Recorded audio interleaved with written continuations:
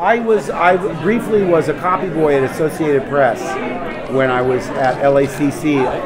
Actors kept rotating as copy boys, and when one guy would get a gig, he'd go around and say, "Do you need a job?" And obviously, being a copy boy is a lot more interesting than flipping burgers at Jack in the Box. I mean, especially when you have visions of the front page, Ben Hecht and Charles MacArthur, stop the presses, I got a story that'll set this down right on its ear. Of course, what it meant was sweeping up the floor, cutting copy, running and getting people's lunch orders. You were really a gopher, a glorified gopher. But there's something romantic to me about journalism, even though it's changed. And I briefly went out in support of a presidential candidate many moons ago, and I got to travel on the press plane. It was great fun watching Andrea Mitchell run in high heels, full tilt boogie across the tarmac to try and get to a payphone in the days before cell phones. It was interesting, and it's all bitchy.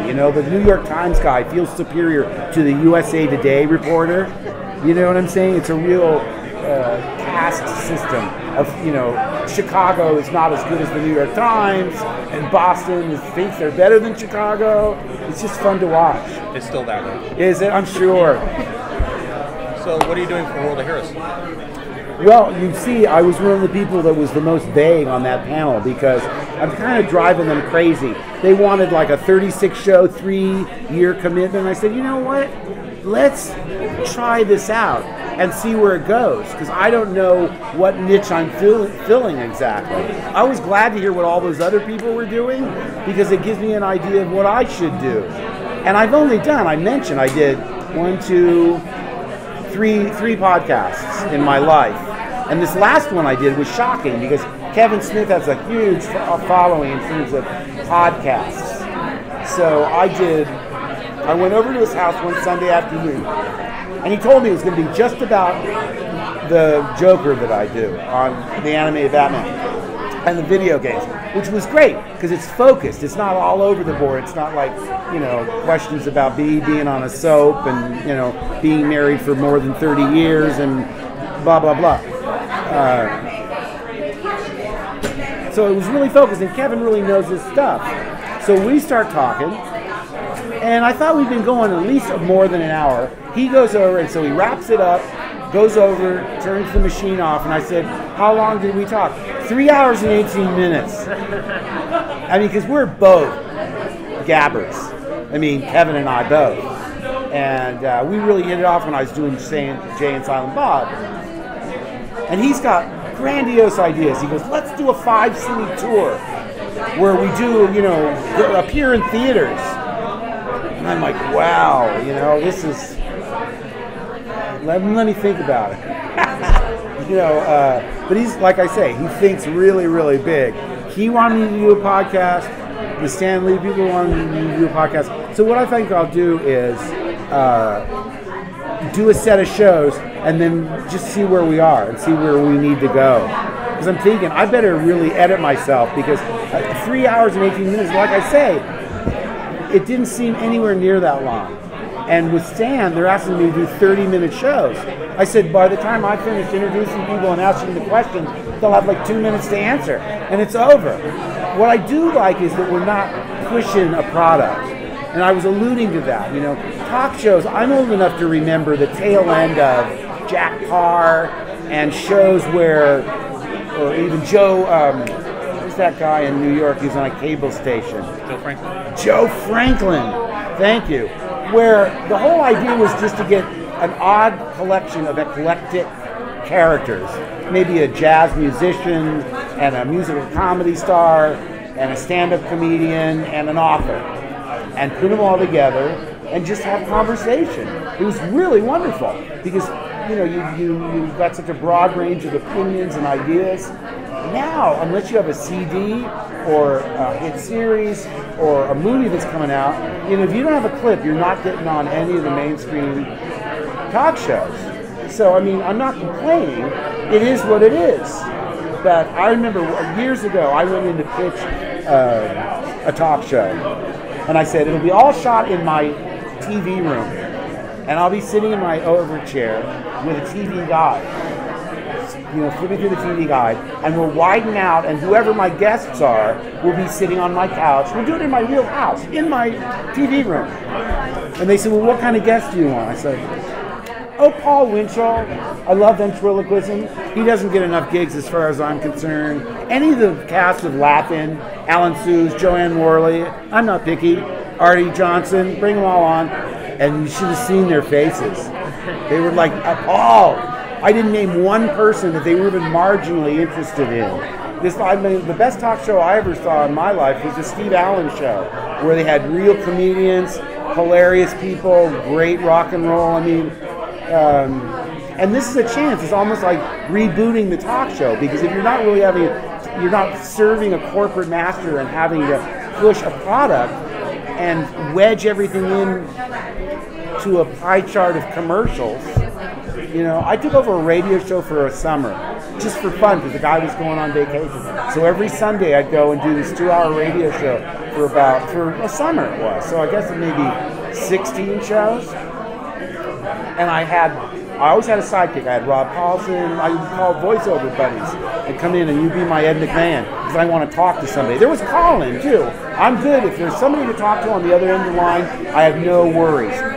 Just sitting in a room talking by myself, that's a little tougher. But you realize when you look at the chart, it's only like 20 minutes per half hour that you're talking. Seriously, 40 minutes per hour, an hour and 20 minutes for 2 hours, 2 hours if it's a 3-hour format. Because it's like dueling commercials with a little bit of non-commercials in between the next upcoming commercial. So I had fun. I got into a little trouble because I started getting really political, and I didn't realize. They said, on the weekdays, this is all Rush Limbaugh and Sean Hannity and stuff. I said, really? Oh my God. Because, I've never voted for a Republican in my life. I can't even understand how they're of the same species. I so am in disagreement with them. And that came through, I wasn't talking about politics in any way, shape, or form. But what happens if you don't have your defenses up or your guard up, just doing call-in with people, you drop, something about any of those people. Whether it's easy to segue into that. Yes, it's very difficult just to see where you're coming from. Because, I remember the last time I was on Fox News, Steve Ducey, just before we went on, said, and we'd only invaded Iraq about 2 weeks earlier. I was in out-of-town tryouts for this Broadway show, 6 dance lessons. Was it that? I don't know if I get all the details right. All I know is just before we went on air, he goes, so, how do you feel about what's going on in the world? And I realized what he was doing. He wanted me to show my cards like, yeah! Bomb the shit out of those brown people. Back to the Stone Age.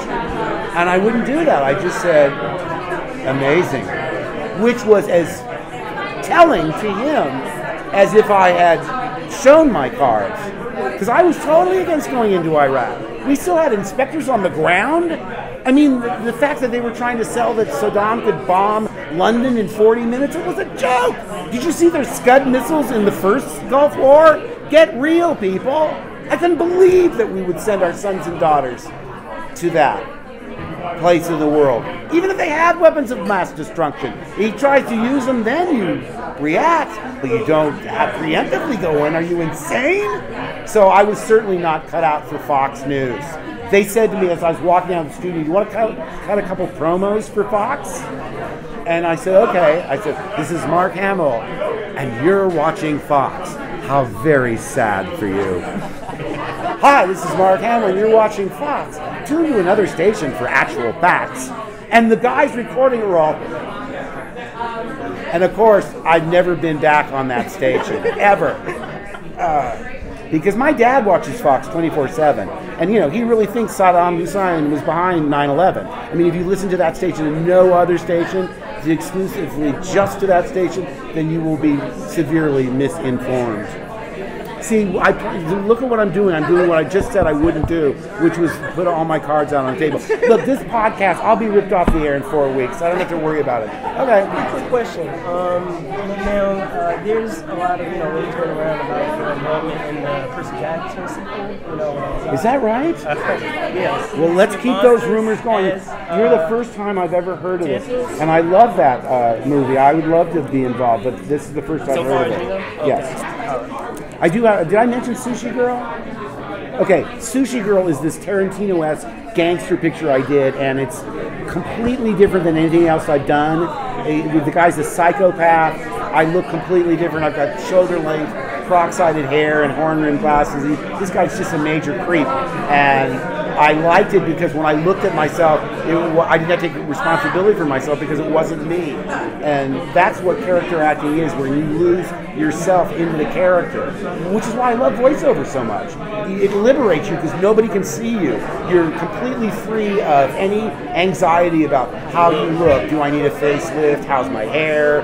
Do I have food from lunch on my shirt? You don't worry about any of that stuff. And it was just great. It's coming out early next year from Magnolia Entertainment. Sushi Girl. It's got Tony Todd from Candyman and Final Destination. This guy, I mean, he's one of the great American actors. He's got such gravitas. And when I read the script, he was the only one I really knew because I didn't know Andy McKenzie or James Duvall, Noel Hathaway from Neverending Story. At that time, I'd never seen it. I only knew Tony Todd, and I thought, well, if he's doing it, I'm in really good hands because he's like the head of the gang, and he's got just one of the greatest voices I've ever heard, and like I say, just a tremendous presence about him in everything he does, and he's just brilliant in this picture, Sushi Girl. And you can go online and see clips. They're screening it here at the con with a question and answer afterwards, so that's why I'm here. I'm still working on getting Black Pearl made as a feature film that I would direct and not be in.